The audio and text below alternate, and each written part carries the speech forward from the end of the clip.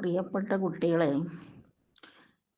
10ാം ക്ലാസ്സിലെ പാഠങ്ങൾ ക്ലാസ് എടുത്ത് യൂട്യൂബിൽ ഇട്ട് കഴിഞ്ഞപ്പോൾ കുറേ കുട്ടികളോ അധ്യാപകരോ ആരൊക്കെയോ കുറച്ച് പേര് 8ാം ക്ലാസ്സിലെ പാഠഭാഗം ഒന്ന് പഠിപ്പിച്ചിടണമെന്ന് ഒരു നിർദ്ദേശം വെച്ചിരുന്നു. അതിനനുസരണമായിട്ട് ഇന്ന് 8ാം ക്ലാസ്സിലെ ആദ്യത്തെ പാഠം ഒന്ന് പഠിപ്പിച്ചിടാമെന്ന് വിചാരിക്കുകയാണ്. ആദ്യത്തെ ഏകകം, അതിൻ്റെ പേരാണ് ആരണ്യക. ഏകകത്തിൻ്റെ പേരാണ് ആരണ്യകം. അല്ല, ആമുഖത്തിൽ കൊടുത്തിരിക്കുന്ന കാര്യങ്ങൾ നമുക്കൊന്ന് നോക്കാം. അഷ്ടമകക്ഷ്യായാः സംസ്കൃത പാഠ്യപുസ്തകസ്യ പ്രഥമം ഏകകം ഭവതി ആരണ്യകം. 8ാം ക്ലാസ്സിലെ സംസ്കൃത പാഠപുസ്തകത്തിൻ്റെ ആദ്യത്തെ ഏകകമാണ് ആരണ്യകം. ഏകകേസ്മിൻ, ഏകകേ അധികം അസ്മിൻ ഏകകേ, ഈ ഏകകത്തിൽ പ്രകൃതി സംബന്ധിനഃ, പ്രകൃതിയുമായിട്ട് ബന്ധപ്പെട്ട ത്രയഃ പാഠാഃ സമാകലിതാഃ സന്തി, 3 പാഠങ്ങൾ എടുത്തു ചേർത്തിട്ടുണ്ട്. പ്രകൃതി സംരക്ഷണസ്യ പ്രാധാന്യം ബോധയന്തി ഗ്രാമകന്യക നാമ കവിത.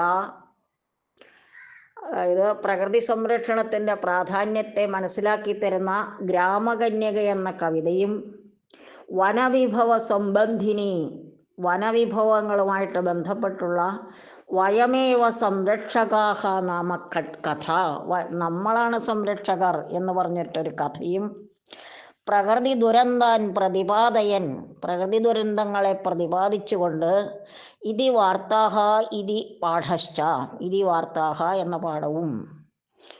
അപ്പോൾ 3 പാഠങ്ങളാണ് ആരണ്യകം എന്ന ഏകകത്തിലുള്ളത്. ഏതേഷാം പാഠഭാഗാനാം അധ്യയനേന, ഈ പാഠഭാഗങ്ങൾ പഠിക്കുന്നതിലൂടെ വയമപി പ്രകൃതി പ്രണയിനഃ ഭവാമ, നമ്മളും പ്രകൃതി സ്നേഹികളായി തീരും. പ്രകൃതി പ്രണയിനഃ, പ്രകൃതി സ്നേഹികൾ. പ്രകൃതിയെ സ്നേഹിക്കുക എന്ന് പറഞ്ഞാൽ പ്രകൃതിയെ സംരക്ഷിക്കുക. നമ്മൾ നമ്മുടെ അത്യാവശ്യ കാര്യത്തിന് പ്രകൃതിയിലുള്ള വിഭവങ്ങൾ നമുക്ക് സ്വീകരിക്കാം, അതോടൊപ്പം തന്നെ പ്രകൃതിയെ സംരക്ഷിക്കുകയും വേണം. അതിനാണ് ഈ 3 പാഠങ്ങളും നിങ്ങൾക്ക് പഠിക്കാൻ വെച്ചിരിക്കുന്നത്. ഇതിൽ ആദ്യത്തെ പാഠമായിട്ടുള്ള ഗ്രാമകന്യക നമുക്കൊന്ന് നോക്കാം. പ്രവേശകത്തിൽ പറഞ്ഞിരിക്കുന്ന 1-2 കാര്യങ്ങൾ. പ്രകൃതി സൗന്ദര്യം പ്രകാശയത് ചിത്രം പശ്യതു, പ്രകൃതി സൗന്ദര്യത്തെ പ്രകാശിപ്പിക്കുന്ന, വെളിപ്പെടുത്തുന്ന, മനസ്സിലാക്കി തരുന്ന ചിത്രം പശ്യതു, ചിത്രം കാണൂ.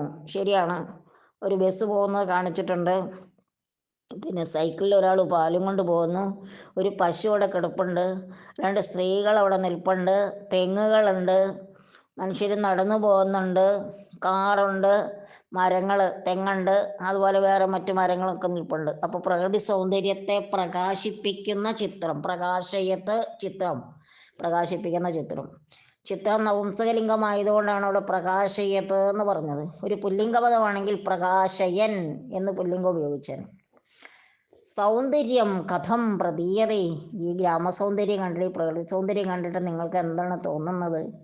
തസ്യ സംരക്ഷണം അസ്മാഭിः കരണീയം ഖലു, ഇങ്ങനെ സുന്ദരമായ പ്രകൃതിയുടെ സംരക്ഷണം നമ്മളാൽ തന്നെയല്ലേ ചെയ്യപ്പെടേണ്ടത്? കരണീയം, കർത്തും യോഗ്യം, അസ്മാഭിഹി, നമ്മളാൽ. അസ്മദ ശബ്ദത്തിൻ്റെ തൃതീയ ബഹുവചന രൂപം.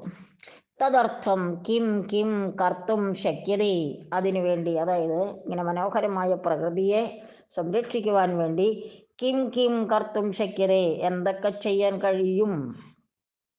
പ്രകൃതി സംരക്ഷണ പ്രതിപാദികാം കാഞ്ചന കവിതാം പഠാമഹ, പ്രകൃതി സംരക്ഷണത്തെ പ്രതിപാദിക്കുന്ന ഒരു കവിത പഠിക്കാം.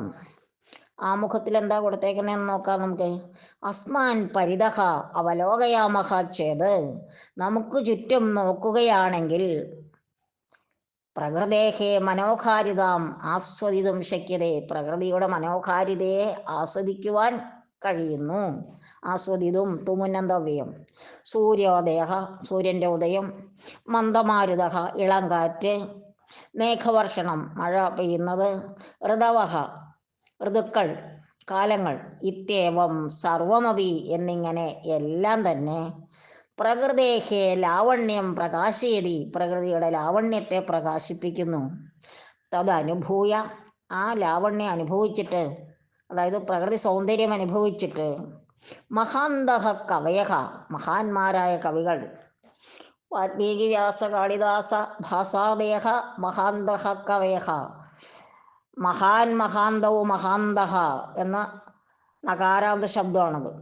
കവയഹ കാവ്യരചനാമകുർവൻ, കവികൾ കാവ്യരചന ചെയ്തിട്ടുണ്ട്, കാവ്യങ്ങൾ എഴുതിയിട്ടുണ്ട്. താദൃശ്യാഹ പരിസ്ഥിതേഹേ, അത്തരത്തിലുള്ള പരിസ്ഥിതിയുടെ സംരക്ഷണം, ആ പരിസ്ഥിതിയെ സംരക്ഷിക്കുക എന്നുള്ളത് സമേഷാം ദായിത്വമേവ ഖലു, എല്ലാവരുടെയും ദായിത്വമാണ്, എല്ലാവരുടെയും കടമയാണ്. സമേഷാം എന്ന് പറഞ്ഞാൽ സർവേഷാം എന്നുള്ള അർത്ഥത്തിൽ ഉപയോഗിച്ചിരിക്കുന്ന വാക്കാണ് സമേഷാം, സർവേഷാം, എല്ലാവരുടെയും. അതഹ, അതുകൊണ്ട് തത്പ്രതിപാദികാം കവിതാം പഠാമഹ, അങ്ങനെ പ്രകൃതി സംരക്ഷണവുമായിട്ട് ബന്ധപ്പെട്ടുള്ള ഒരു കവിത നമുക്ക് പഠിക്കാം. ഈ കവിതയൊന്ന് ചൊല്ലാം. പൂർവസ്യം ദിശി പർവതരാജ കനകം താപയതി, കോകിലപോദോ മംഗളഗാനം മധുരം ശ്രാവയതി. പൂർവസ്യാം ദിശി, കിഴക്കേ ദിക്കിൽ, ദിക് ദിശൗ ദിശക എന്നുള്ള ശകാരാന്ത സ്ത്രീലിംഗ ശബ്ദത്തിൻ്റെ സപ്തമി ഏകവചനാണ് ദിശി. പൂർവസ്യാം, പൂർവശബ്ദം. അപ്പോൾ പൂർവസ്യാം ദിശി, കിഴക്കേ ദിക്കിൽ, പർവ്വതരാജ, പർവ്വതരാജൻ, പർവ്വതങ്ങളുടെ രാജാവ്, ഹിമാലയ പർവ്വതം എന്ന് വേണമെങ്കിൽ എടുക്കാം. നമുക്ക് കേരളത്തിലെ പർവ്വതങ്ങളെ കുറിച്ചാണെങ്കിലും നമുക്ക് നമ്മുടെ സഹ്യപർവ്വതം എന്ന് വേണമെങ്കിൽ വിചാരിക്കാം. ഏതെങ്കിലും പർവ്വതരാജൻ എന്ന് പറയുമ്പോൾ നമ്മൾ സാധാരണ ഹിമാലയത്തെ കുറിച്ചാണ്. പൂർവസ്യാം ദിശി പർവ്വതരാജ കനകം താപയതി, കനകം താപയതി, സ്വർണം ഉരുക്കുകയാണ് എന്ന് പറഞ്ഞാൽ എന്താ അർത്ഥം? പർവ്വതത്തിൻ്റെ മുകൾ ഭാഗത്തായിട്ട് ചുവന്ന സൂര്യൻ നമുക്ക് കാണാമെന്ന അർത്ഥമാണ് അവിടെ. സൂര്യൻ ഉദിക്കുന്നു എന്നുള്ള സൂചനയാണ് ആ രണ്ട് വരിയിലുള്ളത്. പൂർവസ്യം ദിശി പർവ്വതരാജ കനകം താപയതി, ചുട്ടുപഴുത്തിരിക്കുന്ന സ്വർണത്തിൻ്റെ നിറത്തിൽ സൂര്യകിരണങ്ങൾ നമുക്ക് കാണാമെന്നർത്ഥം. കോകിലപോദോ മംഗളഗാനം മധുരം ശ്രാവയതി, കോകിലപോദഹ അധികം മംഗളഗാനം. പോദഹ എന്ന് പറഞ്ഞാൽ കുട്ടി, ചൈൽഡ് എന്നുള്ള അർത്ഥമാണ്. കോകിലപോദഹ, കുയിലിൻ്റെ കുഞ്ഞ്. മംഗളഗാനം, അതായത് ഗുഡ് മോർണിംഗ് എന്നുള്ള ഒരു നമുക്ക് വേണ്ടിയിട്ട് പ്രഭാതത്തെ ആശംസിച്ചുകൊണ്ട്, അതായത് ഒരു നല്ല പ്രഭാതത്തെ നമുക്ക് ആശംസിച്ചുകൊണ്ട്, അതാണ് മംഗളഗാനം മധുരം ശ്രാവയതി, മധുരതരമായിട്ടുള്ള മംഗളഗാനം നമുക്ക് കേൾപ്പിച്ചു തരുന്നു. കുയിലിൻ്റെ പാട്ട് കേൾക്കുന്നു എന്നർത്ഥം. ഗ്രാമസുതായൈ ദർപ്പണവേഷം തനുദേ ശൈവലിനി, ഗ്രാമസുതയ്ക്ക്, ഗ്രാമത്തിലെ പെൺകുടിക്ക്, ദർപ്പണവേഷം തനുദേ, ഒരു കണ്ണാടി പോലെയാകുന്നു, ശൈവലിനി, നദി ഒഴുകുന്നു, ആ നദിയിൽ നമുക്ക് മുഖം നോക്കാം. അതാണ് ഗ്രാമസുതയ്ക്ക്, ഗ്രാമീണ പെൺകുടിക്ക്, ദർപ്പണവേഷം തനുദേ, ഒരു കണ്ണാടി പോലെ ആയിത്തീരുന്നു, ശൈവലിനി. ശൈവലിനി എന്ന് പറഞ്ഞാൽ നദി എന്നർത്ഥമാണ്. കല്ലോലിനി എന്ന് പറഞ്ഞാൽ നദി എന്നർത്ഥമാണ്.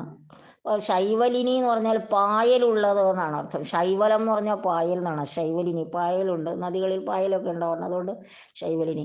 കല്ലോലിനി എന്ന് പറഞ്ഞാൽ, കല്ലോലം എന്ന് പറഞ്ഞാൽ തിരമാലയാണ്. അപ്പോൾ കല്ലോലമുള്ളത്, തിരമാലയുള്ളത്, അങ്ങനെയാണ്. കല്ലോലിനി, ശൈവലിനി, തടിനി നദി തന്നെയാണ്. തടമുള്ളത്, തീരമുള്ളത് എന്നുള്ള അർത്ഥത്തിൽ.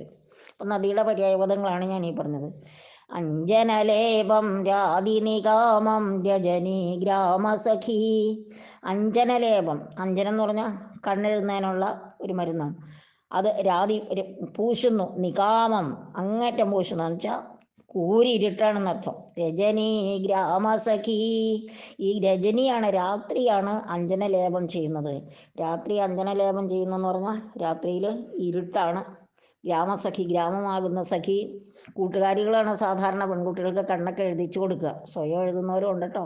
വിശേഷ സന്ദർഭങ്ങളിൽ കൂട്ടുകാരികൾ കണ്ണെഴുതിച്ചു കൊടുക്കുക. അപ്പോൾ ഗ്രാമത്തിൻ്റെ കൂട്ടുകാരി അഞ്ജനലേപം ചെയ്യുന്നു, അതായത് അഞ്ജനം, കണ്ണുകളിൽ അഞ്ജനം എഴുതിക്കുന്നു. മീൻസ് ഇരുട്ടായി, രാത്രിയാകുന്ന ഗ്രാമസഖി ഇരുട്ട് വരത്തുന്നു എന്നർത്ഥം. ശ്യാമപയോദോ മുക്തകനീരൈരവനിം തോഷയതി, ശ്യാമപയോദ, കറുത്ത മേഘം, പയോദഹ, പയസ്സിനെ ദാനം ചെയ്യുന്നത്. പയസ് എന്ന് പറഞ്ഞാൽ ജലമെന്നർത്ഥം ഇവിടെ. അപ്പോൾ പയസ്സിനെ ദാനം ചെയ്യുന്നത് മേഘം. ശ്യാമപയോദോ മുക്തകനീരൈരവനിം ദോഷയതി, മുത്തുമണികൾ പോലുള്ള മഴത്തുള്ളികൾ കൊണ്ട് അവനിം ഭൂമിയെ തോഷയതി സന്തോഷിപ്പിക്കുന്നു. അവനി ഭൂമി എന്ന് അർത്ഥമുള്ള ഒരു പദമാണ്. പങ്കിലപാദോ നാഗസമാനം ഗുരുതേ ഗ്രാമമമും. പങ്കിലപാദഹ ചെളിപുരണ്ട കാലുകളോടുകൂടിയവൻ കർഷകൻ. നാഗസമാനം ഗുരുതേ സ്വർഗതുല്യമാക്കുന്നു. നാഗഹ സ്വർഗം. നാഗഹ എന്നാണെങ്കിൽ സർപ്പം. നാഗഹ എന്നുള്ളതിന് ആന എന്നും അർത്ഥമുണ്ട്. അഗഹ എന്ന് പറഞ്ഞാൽ പർവ്വതം എന്നാണ്. നാഗഹ എന്ന് പറഞ്ഞാൽ ന അഗഹ, പർവ്വതമല്ല ന പർവ്വതത്തോളം ഉണ്ട്. അങ്ങനെയാണ് ആനയ്ക്ക് ആ നാഗഹ എന്ന് പറഞ്ഞത്. ഇവിടെ പിന്നെ നാഗഹ എന്ന് പറഞ്ഞാൽ സർപ്പമാണ്. നമുക്ക് പരിചിതമായ അർത്ഥം സർപ്പം എന്നുള്ളതാണ്. ഇവിടെ നാഗസമാനം സ്വർഗതുല്യമാക്കുന്നു. നാഗസമാനം ഗുരുതേ ഗ്രാമം അമും. അമും ഗ്രാമം, ഈ ഗ്രാമത്തെ കർഷകൻ സ്വർഗതുല്യമാക്കുന്നു എന്നാണ് ആ വരികളുടെ അർത്ഥം. കർഷണഭൂമൗ കാഞ്ചനചേലം വയതേ ദീപപതി. ദീപപതി സൂര്യ, ദീപങ്ങളുടെ പതി, ദീപങ്ങളുടെ രാജാവ് സൂര്യൻ എന്ത് ചെയ്യുന്നു? കർഷണഭൂമൗ എഴുതുകൊണ്ടിരിക്കുന്ന നിലങ്ങളിൽ കാഞ്ചനചേലം വയതേ. കാഞ്ചനചേല അതായത് കാഞ്ചനം എന്ന് പറഞ്ഞാൽ സ്വർണ്ണമാണല്ലോ. സ്വർണ്ണച്ചേല എന്ന് പറഞ്ഞാൽ എന്താർത്ഥം? നല്ല സ്വർണ്ണ കളറിലുള്ള കരയൊക്കെയുള്ള നല്ല പട്ടുവസ്ത്രം.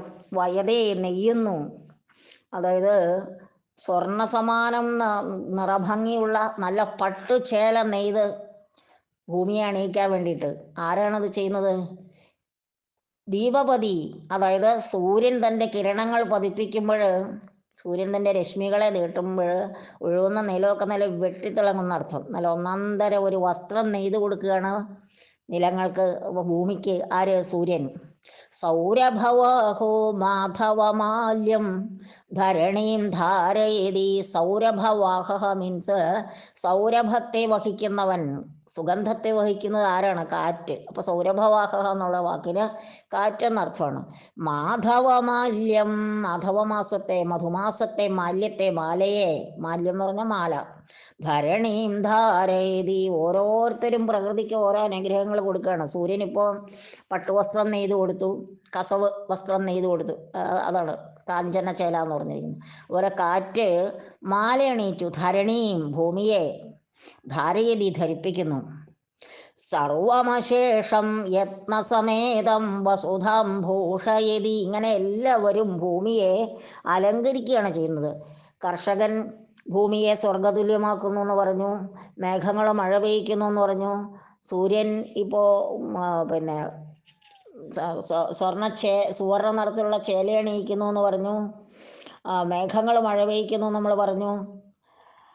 അതുപോലെ നദി കണ്ണാടി പോലെ, കാഞ്ചന ഗ്രാമസുതയ്ക്ക് മുഖം നോക്കുവാൻ കണ്ണാടി പോലെയാകുന്നു എന്ന് പറഞ്ഞു. രാത്രി കണ്ണെഴുതി കൊടുക്കുന്നു എന്ന് പറഞ്ഞു. കുയില് പാട്ടുപാടി കൊടുക്കുന്നു എന്ന് പറഞ്ഞു. പർവ്വതത്തിൻ്റെ മുകളിൽ കനകം നിറത്തിൽ സൂര്യനെ കാണുന്നു. സൂര്യൻ ഭൂമിയെ പ്രകാശിപ്പിക്കുന്നു എന്ന് പറഞ്ഞു. ഇങ്ങനെ ഓരോരുത്തരും ചെയ്യാവുന്ന എല്ലാ കാര്യങ്ങളും ചെയ്ത് സർവമശേഷം യത്നസമേതം വസുധം ഭൂഷയതി. ഇങ്ങനെ എല്ലാവരും വസുധയെ, ഭൂമിയെ അലങ്കരിക്കുകയാണ്. താദൃശ ഭൂമേ പാലനകാര്യം. അങ്ങനെയുള്ള ഭൂമിയുടെ പാലനകാര്യം, ആ ഭൂമിയെ പരിപാലിക്കുക എന്നുള്ള കാര്യം കലയാമോ നിയതം, നമുക്ക് ചെയ്യാം. നിയതം, നിത്യവും ചെയ്യാം, തീർച്ചയായും ചെയ്യാം. ഇത്രയാണ് പദ്യത്തിൻ്റെ അർത്ഥമായിട്ടുള്ളത്. ഇനി നമുക്ക് പദച്ഛേദത്തിലേക്ക് നോക്കാം. കോകിലപോതോ മംഗളഗാനം. കോകിലപോതോ എന്നെടുത്ത ഓകാരം വിസർഗമാകുന്നു. കോകിലപോതഹ മംഗളഗാനം. ശ്യാമപയോദോ മുക്തകനീരൈരവനിം. ശ്യാമപയോദഹ അധികം മുക്തകനീരൈഹി. നീരെന്ന് പറഞ്ഞാൽ ജലമാണ്. ഞാൻ അർത്ഥം പറഞ്ഞിരുന്നത് മുത്തുമണികൾ പോലുള്ള വെള്ളത്തുള്ളികൾ കൊണ്ട് അവനെ, ഭൂമിയെ തണുപ്പിക്കുന്നു, സന്തോഷിപ്പിക്കുന്നു എന്ന് പറഞ്ഞു. അതാണ് അവിടുത്തെ സന്ധി. പങ്കിലപാദോ നാഗസമാനം. പങ്കിലപാദഹ അധികം നാഗസമാനം. പങ്കിലപാദഹ അധികം നാഗസമാനം. അപ്പോൾ അതാ സന്ധി അങ്ങനെ. സൗരഭവാഹോ മാധവമാസം. സൗരഭവാഹ അധികം മാധവമാല്യം. മാധവമാസം എന്നല്ല, മാധവമാല്യം. സൗരഭവാഹകാധികം മാധവമാല്യം. കലയാമോ നിത്യം, കലയാമഹാധികം നിത്യം. അപ്പോൾ ഈ ഓകാരം എല്ലാം ഇവിടെ വിസർഗമായി മാറിയിരിക്കുന്നു. അത് ആ സന്ധി കാര്യങ്ങൾ പ്രത്യേകം ശ്രദ്ധിക്കുക. ഇനി വിഗ്രഹവാക്യങ്ങളാണ്. പർവ്വതരാജ, പർവ്വതേഷു രാജ, പർവ്വതരാജ, പർവ്വതങ്ങളിൽ വെച്ച് രാജാവായവൻ. ഇനി പർവ്വതാനാം രാജ എന്നും കൂടി വിഗ്രഹിക്കാം, പർവ്വതങ്ങളുടെ രാജാവ്. ഇനി കോകിലപോത, കുയിലിൻ്റെ കുട്ടി. കോകിലസ്യ പോത, കോകിലത്തിൻ്റെ കുഞ്ഞ്. ഗ്രാമസുതായേ, ഗ്രാമയേവ സുത, ഗ്രാമമാകുന്ന പെൺകുട്ടി, ഗ്രാമപ്പെൺകുടി. തസ്യൈ, അവൾക്ക്. അതാണ് ഗ്രാമസുതായി. ഗ്രാമസഖി, ഗ്രാമസ്യ സഖി, ഗ്രാമത്തിൻ്റെ സഖി. മുക്തക നീരൈഹി, മുക്തകം ഇവ നീരം, മുത്തുമണി പോലുള്ള ജലം. യത് തത് മുക്തക നീരം. തൈഹി മുക്തക നീരൈഹി. പങ്കിലപാദ, പങ്കിലവും പാദവും യസ്യ സഹ, ചെളി പിടിച്ച കാലുകൾ. അത് കർഷകൻ്റെയാണ്. പങ്കിലങ്ങളായ പാദങ്ങൾ ആർക്കാണോ ഉള്ളത് അയാളാണ് പങ്കിലപാദൻ. ദീപപതിഹി, ദീപാനാം പതിഹി, ദീപങ്ങളുടെ പതി സൂര്യൻ. സൗരഭവാഹ, സൗരഭം വഹതി യഹ സഹ, യഹ സൗരഭം വഹതി സഹ സൗരഭവാഹ. മാധവമാല്യം, മധോഹോ ഇതം മാധവം, മധുവിൻ്റേതാണ്. അത് മധുമാസക്കാലത്തെയാണ്. തസ്യ മാല്യം, അയാളുടെ മാല്യം, മധുമാസത്തിൻ്റെ മാല. അതാണ് മാധവമാല്യം. ഇനി പഠന പ്രവർത്തനങ്ങളിൽ നമുക്ക് താളാനുസാരം ബാലകവിത മാലോതി. ഇപ്പം ഞാൻ ചൊല്ലിയത് അത്ര കേമമായി എന്ന് ഞാൻ പറയുന്നില്ല. ഇതിലും നന്നായിട്ട് നല്ല ഈണത്തിൽ വേറെ രീതിയിൽ ആലപിക്കാൻ കഴിയുന്നവർക്ക് ആലപിക്കാം. പിന്നെ അധോദത്തേന ആശയേന യുക്തം കവിതാഭാഗം ചിത്വാ ലിഖതു എന്ന് പറഞ്ഞിട്ടുണ്ട്. അത് നമുക്ക് ഓരോ വരികളും എടുത്തു നോക്കിയാൽ നമുക്ക് അത് പിന്നെ പ്രത്യേകിച്ചും വിശേഷിച്ച് പറയേണ്ട കാര്യമില്ല, ആ കവിതയിൽ തന്നെയുണ്ട്. എങ്കിലും ഞാൻ ഒന്നുകൂടി പറയാം, നമുക്ക് നോക്കാം. ആദ്യത്തേത് സൂര്യഘ ഉദയതേ എന്നുള്ളതാണ്. അത് ഏത് കവിതാഭാഗത്താണുള്ളത്? പൂർവസ്യാം ദിശി എന്ന് പറയുന്ന ആ ഫസ്റ്റ് ആദ്യത്തെ 4 വരിയിൽ 2 വരികളാണ് സൂര്യൻ ഉദിക്കുന്നു എന്നുള്ളത് പറഞ്ഞിരിക്കുന്നത്. പിന്നെ ഗ്രാമേ നിർമ്മല നദീ പ്രവഹതി, അതേത് വരികളിലാണുള്ളത്? ഗ്രാമസുതായൈ ദർപ്പണവേഷം തനുദേ ശൈവലിനി, അതാണ് അതിന് ആശയം വരുന്നത്. ഇനി മേഘാഹ കാലേ വർഷന്തി, ആ ആശയം വരുന്ന പദം ശ്യാമപയോദോ മുക്തക നീരൈരവനിം ദോഷയതി. ഇനി കർഷക ഗ്രാമം സമർത്ഥം കരോതി, പങ്കിലപാദോ നാഗസമാനം കുരുതേ ഗ്രാമമമും. ഇനി സൂര്യപ്രകാശേ കേദാരാഹ, സൂര്യപ്രകാശേ കേദാരാഹ സുവർണശോഭയാ രാജതേ. കർഷണഭൂമൗ കാഞ്ചനചേലം വയതേ ദീപവതി. അടുത്തത് വായോഹോ ആഗമനെ പുഷ്പാണി ഭൂമൗ വദന്തി സൗരഭവാഹോ കാഞ്ചനചേലം ധരണീം ധാരയതി. ഇനി പ്രകൃതി സംരക്ഷണം കുർമഃ. താദൃശഭൂമേ പാലനകാര്യം കലയാമോ നിത്യം, കലയാമോ നിയതം. നിത്യം എന്നായാലും ഇവിടെ ഭംഗിയായിരുന്നു. എൻ്റെ കവിത നിത്യം എന്നായി പോയി. നിയതമാണ് പുസ്തകത്തിലുള്ളത് കേട്ടോ. അപ്പോൾ ഓരോ വരിക്കും, അതായത് അധോദത്തേന ആശയേന യുക്തം കവിതാഭാഗം ചിത്വാ ലിഖിതം, ഓരോ വരി കൊടുത്തിരിക്കുന്ന വരികളുടെ എല്ലാം ആശയം വരുന്ന കവിതാഭാഗം ഞാനിവിടെ വായിച്ചു തന്നിട്ടുണ്ട്. നിങ്ങൾക്ക് തന്നെ അറിയാവുന്നതാണ്, എങ്കിലും വായിച്ചു തന്നു. ഇനി നമുക്ക് കവിതാം പഠിത്വ ക്രിയാപദാനി സഞ്ചിനോതു. ക്രിയാപദങ്ങൾ ഏതൊക്കെയാണെന്ന് നമുക്ക് നോക്കാം. ആദ്യത്തേതിൽ താവയതി, ആദ്യത്തെ 4 വരിയിൽ താവയതി ശ്രാവയതി 2 ക്രിയാപദങ്ങൾ. പിന്നെ രണ്ടാമത്തെ 4 വരിയിൽ തനുദേ രാതി. പിന്നെ മൂന്നാമത്തെ 4 വരിയിൽ തോഷയതി കുരുതേ. അടുത്തതിൽ വയതേ ധാരയതി, പിന്നെ ഭൂഷയതി, കലയാമഹ. ഇത്രയും ക്രിയാപദങ്ങളുണ്ട്. ഓരോന്നിൻ്റെ അർത്ഥം ഞാൻ അപ്പോൾ തന്നെ പറഞ്ഞു പോയിട്ടുണ്ട്. ഈ കൂട്ടത്തിൽ എൻ്റെ ഫോൺ നമ്പർ കൊടുക്കുന്നുണ്ട്. ഏതെങ്കിലും സംശയം ഉണ്ടെങ്കിൽ എന്നോട് വിളിച്ച് ചോദിക്കാവുന്നതാണ്. ഇനി ഏതാണ് പഠന പ്രവർത്തനം നമുക്ക് നോക്കാനുള്ളത്? ഉദാഹരണാനുസാരം മഞ്ജൂഷാദ നിജന്തം രൂപം ചിത്വാ ലിഖതു. നിജന്തം എന്ന് പറഞ്ഞാൽ പ്രയോജക ക്രിയയാണ്. ഇപ്പൊ കളിക്കുന്നു, കളിപ്പിക്കുന്നു, കുളിക്കുന്നു, കുളിപ്പിക്കുന്നു, തിന്നുന്നു, തീറ്റുന്നു, ഉറങ്ങുന്നു, ഉറക്കുന്നു. അങ്ങനെ പ്രയോജകക്രിയ, മറ്റൊരാൾ നമ്മളെ കൊണ്ട് ചെയ്യിപ്പിക്കുന്നതിനാണ് പ്രയോജകക്രിയ എന്നൊക്കെ മലയാളത്തിൽ പറയുന്നത്. അത് തന്നെയാണ് ഇവിടെ എഴുത്തെഴുതാൻ പറഞ്ഞിരിക്കുന്നത്. ഉദാഹരണം, പാഠയതി പഠിപ്പിക്കുന്നു, ചാലയതി ചലിപ്പിക്കുന്നു, ഓടിക്കുന്നു എന്നൊക്കെയാണ് അർത്ഥം. ഇവിടെ കോളത്തിൽ കൊടുത്തിട്ടുള്ളതിൽ നിജന്തങ്ങൾ ചോരയതി, കർഷയതി, പ്രേരയതി, പ്രവേശയതി, നാദയതി. ചോരയതി മോഷ്ടിപ്പിക്കുന്നു, കർഷയതി ഒഴിപ്പിക്കുന്നു, പ്രേരയതി പ്രേരിപ്പിക്കുന്നു, പ്രവേശയതി പ്രവേശിപ്പിക്കുന്നു, നാദയതി ശബ്ദിപ്പിക്കുന്നു. ഇത്രയും ക്രിയാപദങ്ങൾ നിജന്തങ്ങളാണ്. അടുത്തത് നോക്കാം നമുക്ക്. അതെന്താന്ന് വെച്ചാൽ ഇവിടെ ശ്രദ്ധേയാഹ അംശാഹ എന്ന് പറഞ്ഞിരിക്കുന്നത് പ്രത്യയ അവബോധം പ്രത്യയം ചേർന്നിട്ടുള്ളതിനെ കുറിച്ച് മനസ്സിലാക്കണം. ക്രിയാപദങ്ങൾ ഏതാണെന്ന് മനസ്സിലാക്കണം. അത് ശേഖരിക്കുന്നതിനുള്ള സാമർഥ്യം. ഇനി കവിതാഭാഗാത് ഭൂമിഹി ഇത്യസ്യ പദസ്യ സമാനാർത്ഥക പദാനി ചിത്വാ ലിഖതു. കവിതാഭാഗത്ത് ഭൂമി എന്നുള്ളതിന് ധരണീം, വസുധാം ഇങ്ങനെയുള്ള കാര്യങ്ങൾ കൊടുത്തിട്ടുണ്ട്. ധരണി എന്നുള്ളത് നാലാമത്തെ 4 വരിയിലാണ് ധരണി എന്ന് കൊടുത്തിരിക്കുന്നത്. വസുധാം എന്നുള്ളത് 5-ാമത്തെ 4 വരിയിൽ കൊടുത്തിട്ടുണ്ട്. ഓക്കെ. പിന്നെ 3-ാമത്തെ 4 വരിയിൽ അവനിം എന്ന് കൊടുത്തിട്ടുണ്ട്. അപ്പോൾ അവനിം, ധരണീം, വസുധാം ഈ 3 പദങ്ങളാണ് കവിതാഭാഗത്ത് ഭൂമിയുടെ പര്യായ പദങ്ങളായിട്ട് കൊടുത്തിരിക്കുന്നത്. ഇനി കവിതായാഹ ആശയം സ്വവാക്യൈഹി ലിഖത.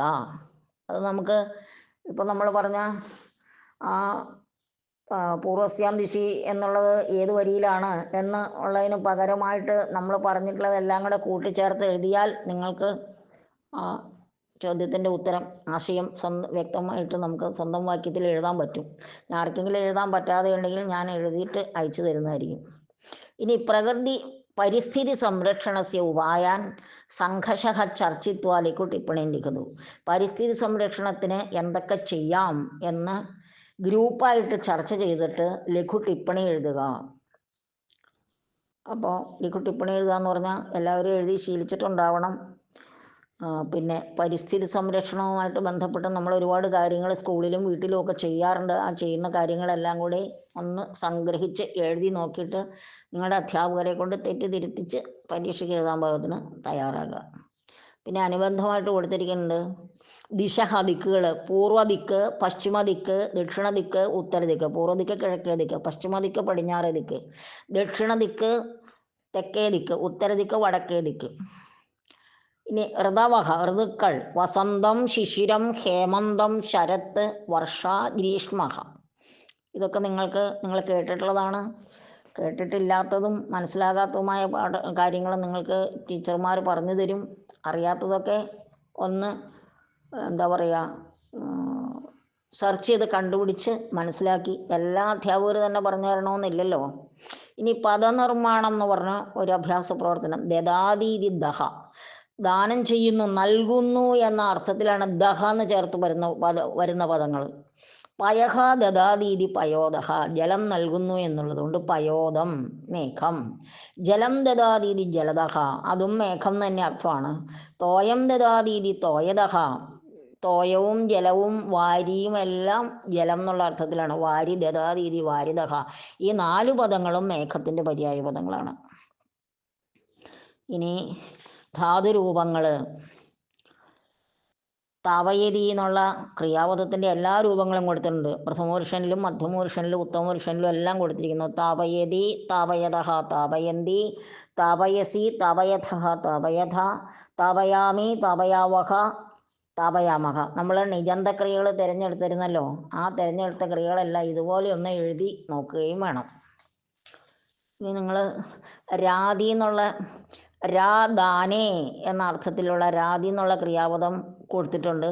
അവിടെ നമ്മൾ കണ്ണ് എഴുതി കൊടുക്കുന്നു എന്ന് പറഞ്ഞല്ലോ, അതാണ് രാതി. അവിടെ പിന്നെ രാതി എന്നുള്ള വാക്കിന് വേറെയും അർത്ഥമുണ്ട്. ശോഭിക്കുന്നു എന്നൊക്കെ അർത്ഥമുണ്ട് കേട്ടോ. ഇവിടുത്തെ അർത്ഥം കണ്ണെഴുതി കൊടുക്കുന്നു, അതാണ്. അഞ്ജനലേപം രാതിനികാമം രജനി ഗ്രാമസഖി, ഗ്രാമസഖിയായ രജനി അഞ്ജനലേപം നൽകുന്നു. ആർക്ക്? ഗ്രാമത്തിന്.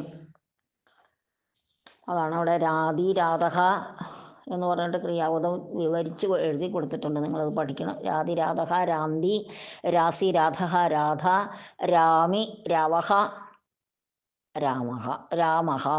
അപ്പോൾ രാമഹ എന്നുള്ളൊരു ക്രിയാപദവും കൂടിയാണ് കേട്ടോ. രാമൻ്റെ പേര് മാത്രമല്ല, അത് സന്ദർഭം അനുസരിച്ച് നമ്മൾ ക്രിയാപദമാണോ നാമപദമാണോ എന്ന് കണ്ടുപിടിക്കാൻ നമുക്ക് കഴിയണം. പിന്നെ ശകാരാന്ത സ്ത്രീലിംഗ ശബ്ദമായ ദിക് ശബ്ദം കൊടുത്തിട്ടുണ്ട്. ദിക്, ദിശൗ, ദിശഹ. ഹേ ദിക്, ഹേ ദിശൗ, ഹേ ദിശഹ, ഹേ ദിക്. ഇനി ദിശം, ദിശൗ, ദിശഹ. ദിശാ ദിഗ്ഭ്യാം ദിഗ്ഭി, ദിശേ ദിഗ്ഭ്യാം ദിഗ്ഭ്യഃ, ദിശഹ ദിഗ്ഭ്യാം ദിഗ്ഭ്യഃ, ദിശഹ ദിശോഹോ ദിശാം, ദിശി ദിശോഹോ ദിക്ഷു. ഇതിവിടെ കൊടുത്തിട്ടുണ്ട്. അതനുസരിച്ച് നിങ്ങൾക്ക് മറ്റ് രൂപങ്ങൾ, മറ്റ് പദങ്ങളുടെ രൂപങ്ങളും കൂടി. നിശ എന്നുള്ള ശബ്ദം ഇങ്ങനെ വരും. നിശവും നിശഹ എന്നുള്ളത്, അതും കൂടെ ഒന്ന് എഴുതി നോക്കാം. ഇനി വ്യാകരണ വിശേഷം പർവ്വതരാജഹ. രാജഹ എന്ന് ഒറ്റയ്ക്ക് പദം രാജാവെന്ന അർത്ഥത്തിൽ നിൽക്കുമ്പോൾ രാജ എന്നാണ് പറയുക. പക്ഷെ ഇവിടെ പർവ്വതരാജഹ എന്ന്